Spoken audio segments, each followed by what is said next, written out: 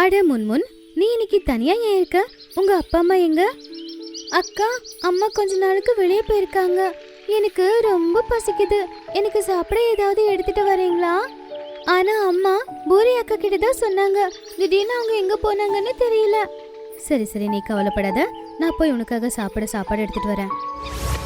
அதுக்கப்புறம் போனி பறவை முன்முன் பறவைக்கு சாப்பாடு கொடுத்துச்சு.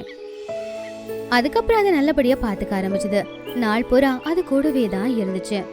ஒரு நாள் பூரிக்கும் பெரிய சண்டை நடந்துச்சு. பூரி பறவை பூனி செடியாவ வீட்டை விட்டு வெளியே போயிடுன்னு சொல்லிடுச்சு. அப்புறமா சொல்லுச்சு, போனி, என் வீட்டை விட்டு வெளியே போ.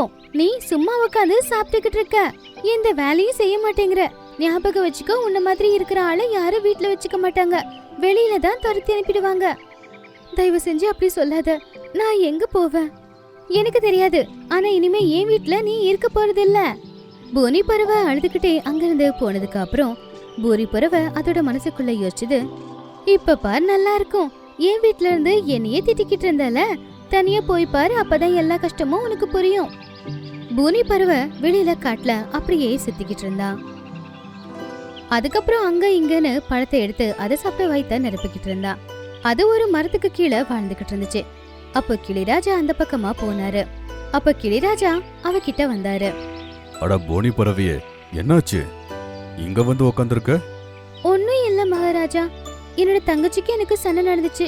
அவ என்னை வீட்டை விட்டு வெளியே அனுப்பிட்டா. அட, நீ எவ்வளவு நல்ல பறவை, உன்னை போய் வெளியே அனுப்பிச்சிட்டாங்க. அது எப்படி அவங்க பண்ணாங்க?